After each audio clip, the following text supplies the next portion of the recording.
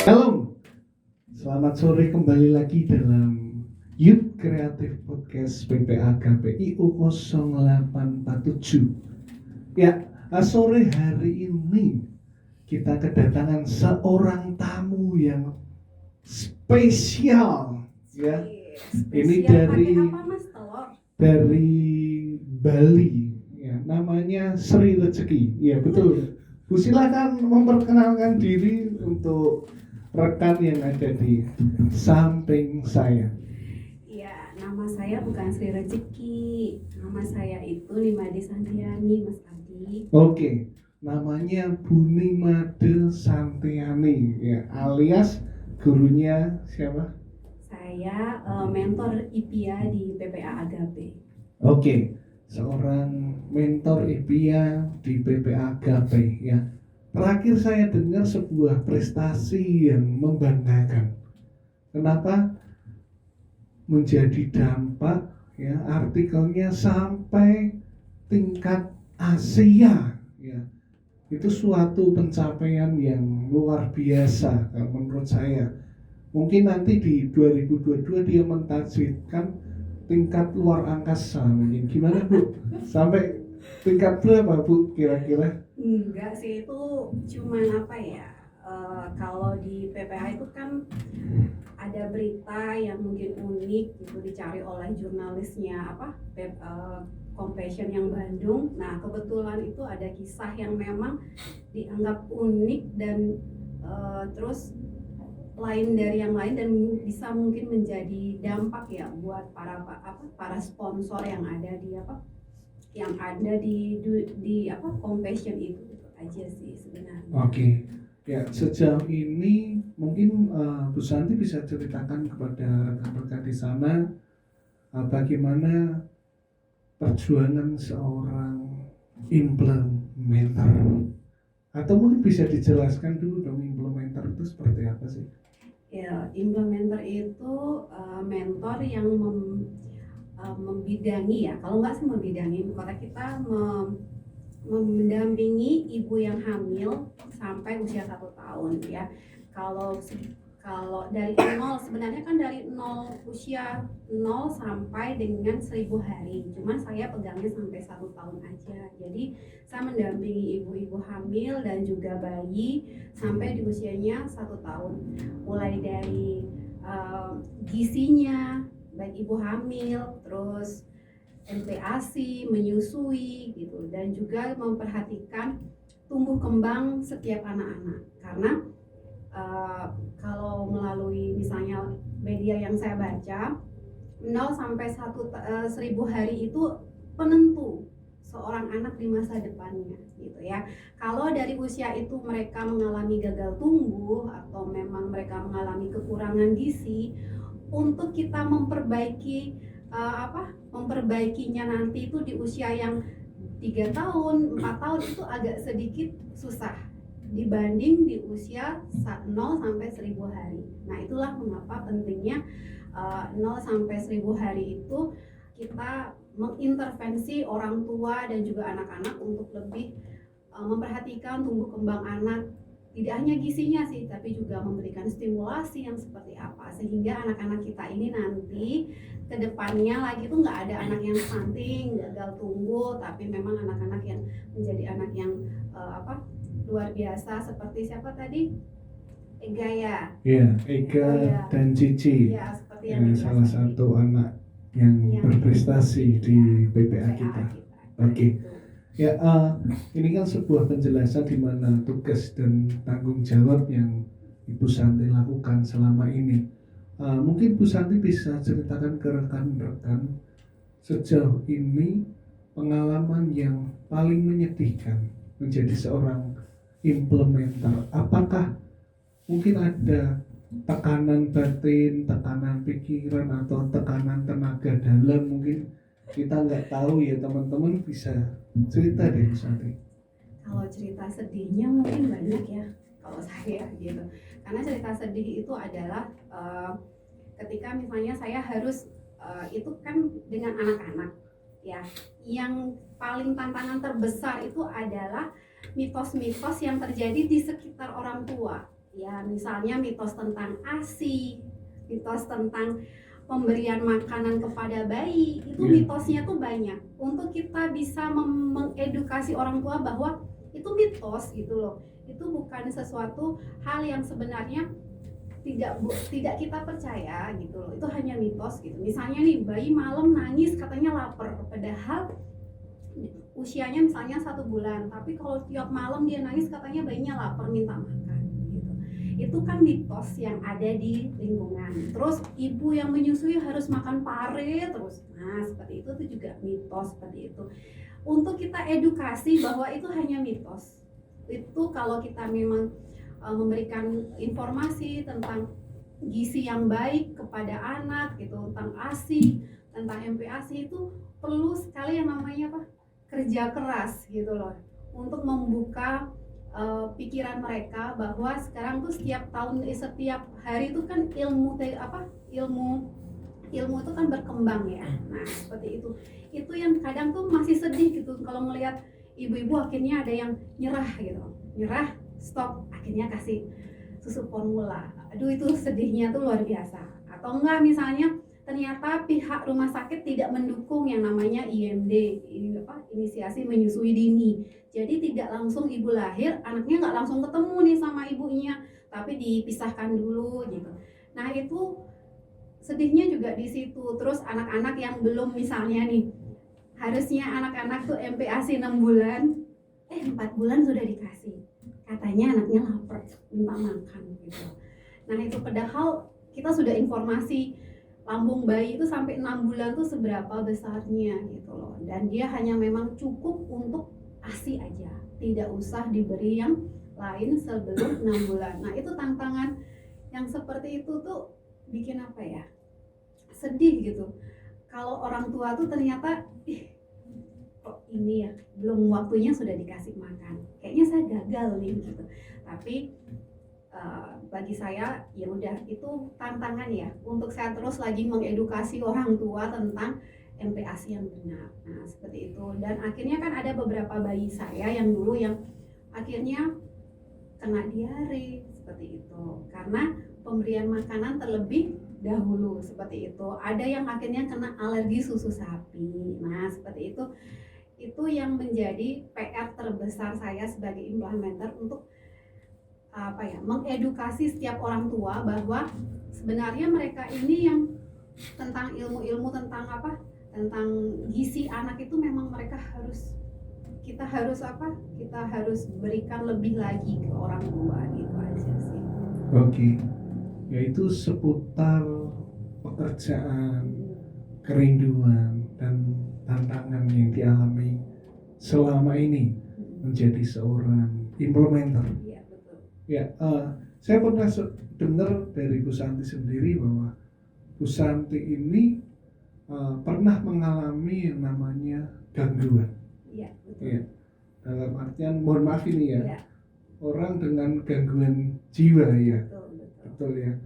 Mungkin bisa ceritakan latar belakang kenapa bisa sampai di titik itu, apakah pressure dari pekerjaan atau ada pergumulan di dalam keluarga atau apa, mungkin Bu Santi bisa ceritakan. Sebenarnya itu awal 2009 sih saya tahunya ya, kalau saya itu ternyata didiagnosa terkena bipolar ya, bipolar tipe 2 gitu. Itu awalnya saya tahu itu saat saya mengikuti literasi. Jadi di situ kita disuruh menulis tentang kisah kalau buat cerpen itu yang paling mudah dulu tuh membuat kisah pribadi kayak buku diari begitu ya.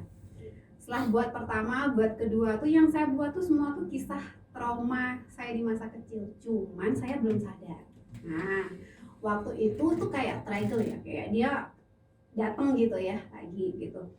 Dan disitulah saya mengalami yang namanya, kalau dipakai dalam istilah bipolarnya itu, saya depresinya di situ. Jadi saya depresi sampai 4 hari itu nggak bisa ngapa-ngapain, nggak mau makan, nggak mau mandi, nggak mau apa, pokoknya tuh ada suara-suara kayak delusi kayak gitu, pingin udah kamu mati aja, toh orang-orang di sekitarmu tuh nggak akan sayang sama kamu, nggak peduli, kamu mati pun mereka nggak peduli. Nah seperti itu. Cuman kan saya waktu itu nggak paham, ya nggak ngerti ini kok ada dua sisi yang dalam diri nih. Terus kemudian ada anak saya bilang, mama ini kok kayak manusia dua kepribadian gitu. Dan dia nggak hanya sekali bicara, itu 2 atau 3 lebih lah gitu. Di situ saya baru gini, iya ya ini ada apa ya? Kok kayaknya ada sesuatu yang lain. Tapi saya belum berani nih ya. Sampai di satu titik saya mengalami yang namanya perubahan yang sangat drastis. Dari saya depresi, akhirnya saya naik yang namanya manic. Manic itu fase saya bahagia. Nah, fase saya bahagia itu saya jor-joran waktu itu, ingat banget. Saya bisa beli alat lukis itu harganya hampir habis uang saya 1 juta loh. Saya cuma beli peralatan lukis yang akhirnya sampai hari ini nggak saya pegang. Itu peralatan lukis ya? Iya. Untung nggak peralatan bengkel gitu ya, palu, paku, gaji gitu ya. Jadi saya belanja tuh kayak nggak terkontrol gitu loh. Sampai di rumah loh, kenapa harus beli seperti ini? Itu waktu perasaan lagi apa? Manic, bahagia gitu. Dan di situ tuh saya kan waktu itu masih ngajar les ya di Pabelan. Jadi setiap pagi itu saya harus naik motor ke Pabelan. Nah di Pabelan itu di bawah jembatan itu sering banget ada truk bis lewat ya. Kalau di papasan itu saya tuh kayak denger lagi tuh suara, kamu tuh loh kalau nabrakkan motormu ini ke truk atau enggak ke mobil, kamu nggak akan mati loh. Kamu tuh kuat, kamu tuh hebat gitu loh. Jadi Itu suara seperti kayak ada dorongan untuk menjadi superhero. iya gitu betul. Ya? Saya merasa bahwa saya ini hebat, kuat gitu ya. Terus itu berapa kali suara itu terdengar ya? Tapi dicoba nggak itu? Enggak. Oh enggak? Enggak, maksudnya gini, itu tuh entah mungkin ini saya percaya ya Tuhan itu melindungi ya. Amin, amin. Jadi ketika saya mau membawa motor itu ke tengah, tiba-tiba tuh pasti di belakang tuh ada yang klakson. Suruh apa? Minggir karena dia mau salib, karena kan di samping saya udah nggak ada kendaraan, cuma saya yang di tengah. Kadang gitu. Pernah saya sudah mau bawa, karena ada mobil di belakang itu ada truk ayam ya, yang bawa ayam gitu tuh. Dia mau nyalip mobil yang di depan nih, dia kenceng kan bawanya. Itu tuh saya tuh kayak gimana ya, kayak anak kecil dapat mainan gitu loh. Seneng banget nih, kayaknya nih seru nih kalau aku bawa motorku kesana tuh seru gitu loh. Nyalip gitu ya. Nyalip gitu. Pas mau saya mau membawa motor saya ke sana, tiba-tiba ban saya bisa kempes. Jadi harus ke pinggir gitu ya. Itu beberapa kali. Itu akhirnya di fase itu saya merasa nih saya lain. Ini nih bukan diri saya sudah. Ini lain gitu. Kebetulan saya punya teman kerja di rumah sakit. Saya cerita, ternyata dia ada temennya yang seperti saya. Dia bilang, cobalah ke psikiater. Pasti ada sesuatu kayaknya di dalam dirimu yang tidak beres iya, gitu ya. Betul. Sebentar Bu, saya potong. Tadi Bu Santi mendengarkan dalam artian mengalami delusi ya. Betul. Ada suara-suara gitu. Selain dari suara-suara seperti itu kan hasil dari depresi yang Bu Santi alami, betul nggak? Dari suara depresi yang Bu Santi alami, terus Bu Santi mengalami delusi suara itu, ya, tentang yang namanya diri tidak berharga, nggak ada yang sayang, nggak ada yang peduli, nggak ada yang care. Mungkin sebelum sampai di situ mungkin ada pengalaman yang mungkin paling menyakitkan yang di masa yang lalu yang Bu Santi pernah alami gitu. Jadi saya percaya ya Mas Abdi ya, bahwa trauma-trauma yang kita alami masa kecil ya, trauma yang kita alami masa kecil yang mungkin waktu saya usia 18 tahun, saya ingat banget saya terima Tuhan Yesus itu ketika usia saya 20 tahun ya, waktu kuliah. Keterima Tuhan Yesus, saya dibaptis, saya merasa bahwa ya udah saya sudah melupakan orang-orang yang sudah menyakiti saya. Saya sudah lahir baru kan. Okay. saya kira masalah itu sudah tuntas di situ. Ya, udah selesai. Sudah selesai, saya sudah memaafkan ya, sudahlah gitu. Ternyata pengalaman trauma-trauma masa lalu itu yang terjadi, yang belum terselesaikan, itu akan kembali ke dalam diri kita di masa depan, tapi dalam bentuk yang lain. Iya. Nah, ternyata tuh dalam bentuk bipolar saya ini muncul gitu loh ya. Berarti ibaratnya trauma yang lalu itu menyebabkan sebuah hasil di mana gangguan kejiwaan ini Iya, ya, betul. di masa depan ya. Iya, betul. Padahal dalam satu titik Bu Santi sudah mengalami dalam artian mengampuni orang Iya, yang betul, bersalah, betul. mengampuni orang yang mengecewakan, ya, Ya, benar nggak? Berarti mungkin ya kalau kita lihat dari sini, ternyata hal-hal seperti ini tuh tidak hanya cukup sampai di Iya. selesai Iya, mengampuni, betul. selesai melupakan kesalahan Iya, orang lain. iya. Ya mungkin Bu Santi bisa ngobrol ke teman-teman Iya, sampai di sebenarnya mana waktu bisa, itu ya akhirnya ketika saya bilang udah deh, saya udah ngampuni orang-orang yang melakukan hal itu kepada saya ya waktu kecil gitu.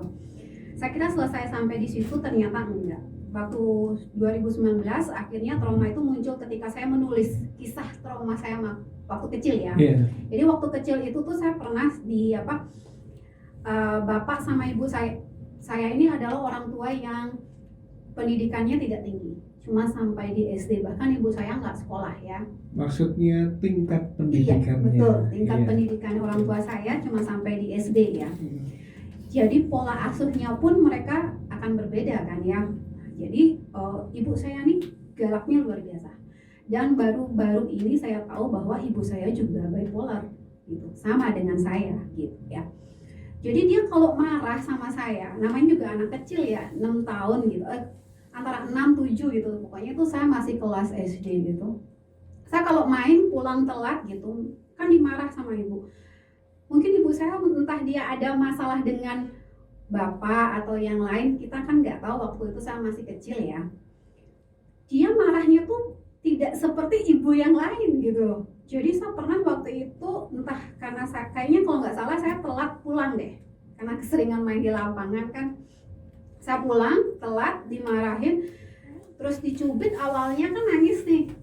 Ibu saya jengkel ngelihat saya nangis, nggak berhenti-henti. Justru lebih Lagi saya diambil bawang merah tuh, terus mata saya dikucekin sama bawang merah. Jadi semakin saya nangis, bawangnya semakin perih kan.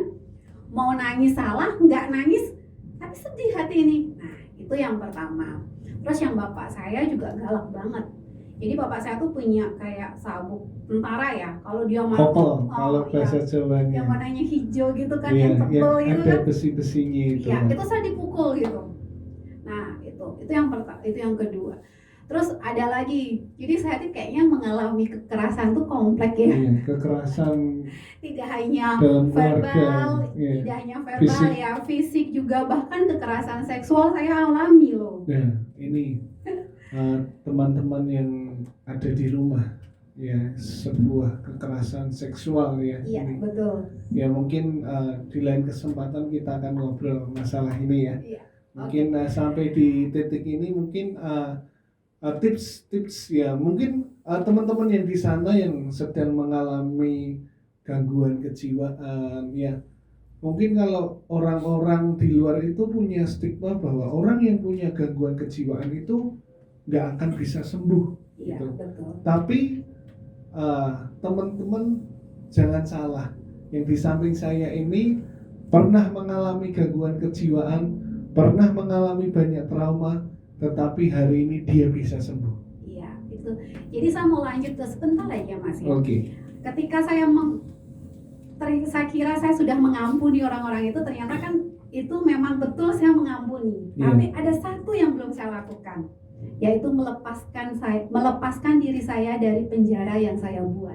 Oke. Saya buat penjara itu gitu. Ya, seperti dalam artian mungkin belum bisa berdamai dengan diri Iya, sendiri. betul. Ya? Saya belum berdamai dengan diri saya ternyata waktu itu. Akhirnya ada satu buku yang saya baca tuh judulnya Cacing dan Kotoran. Nah, di situ tuh dijelaskan bahwa penjara yang paling susah kita lepaskan adalah yang kita bisa keluar ya dari penjara itu adalah penjara yang kita buat untuk diri kita sendiri.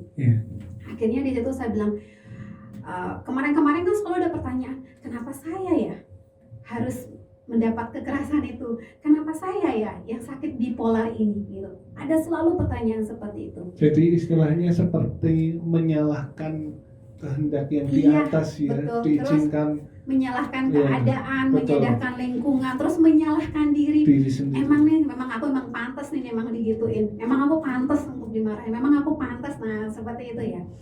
Ketika saya akhirnya di satu titik bahwa oke, apa yang saya alami itu adalah suatu proses di mana saya tidak akan berada sampai di titik ini gitu ya. Misalnya tiba-tiba tuh saya ikut pena kan sama dengan Mas Abdi ya, pendengar anak ya. Jadi saya waktu itu gini, oh ya, kenapa saya ditaruh di pena begini? Mungkin karena saya pernah mengalami trauma itu. Jadi ketika kita berhadapan dengan anak-anak yang mengalami trauma, saya tahu apa yang harus saya lakukan karena saya sudah pernah ada di posisi itu. Nah seperti itu. Dan beberapa kali juga ada temen yang ngajak saya siaran di radio untuk kita sharing tentang bipolar seperti itu gitu.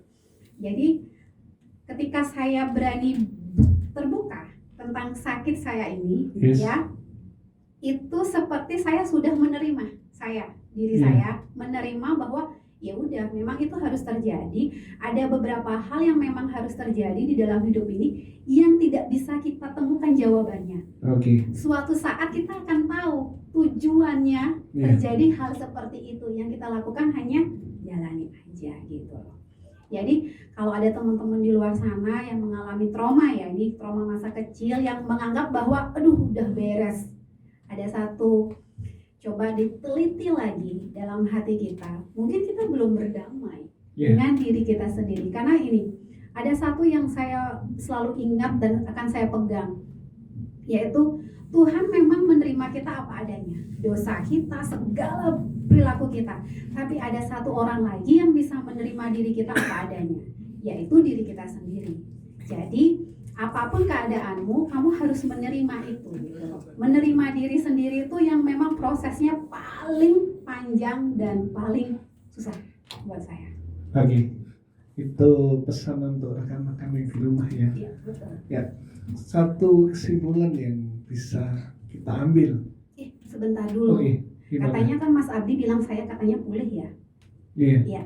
Memang benar. Jadi karena dari 2019 sampai 2020 ke 2021 itu saya selalu minum obat dengan psikiater ya. Jadi saya diberi obat untuk manik dan depresi saya tuh tidak lagi muncul, tapi emosi saya stabil. Nah, ketika saya bisa menerima diri saya, akhirnya saya memutuskan untuk stop. Saya nggak akan minum obat. Tapi saya tahu kapan manik saya muncul, kapan depresi saya muncul. Yang perlu saya lakukan adalah bagaimana saya memiliki support system ya. Jadi orang-orang lingkungan yang bisa menerima saya apa adanya gitu ya. Nah ternyata terakhir kemarin nih saya baru periksa lagi ke psikiater, dan ketika saya cerita tentang semua yang saya alami, psikiaternya bilang, iya kamu bisa pulih, bahwa orang bipolar, orang dengan gangguan jiwa itu bisa pulih ya. Jadi jangan ada lagi stigma. Yang paling susah itu adalah stigma tentang diri sendiri. Nah itu akhirnya saya bisa pulih. Saya bilang, cuman dokternya bilang begini, memang kalau terjadi sesuatu bisa langsung datang.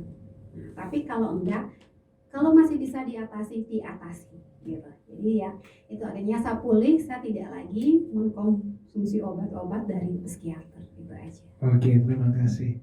Ya, sebuah kesimpulan yang bisa kita ambil sore hari ini, bahwa setiap masa lalu kita, kesalahan yang pernah kita alami, atau kekecewaan, pahit hati yang pernah ada di dalam hidup kita, mari kita belajar menerima itu semua, berdamai dengan diri kita sendiri, menerima diri kita apa adanya, seperti Tuhan menerima setiap kita.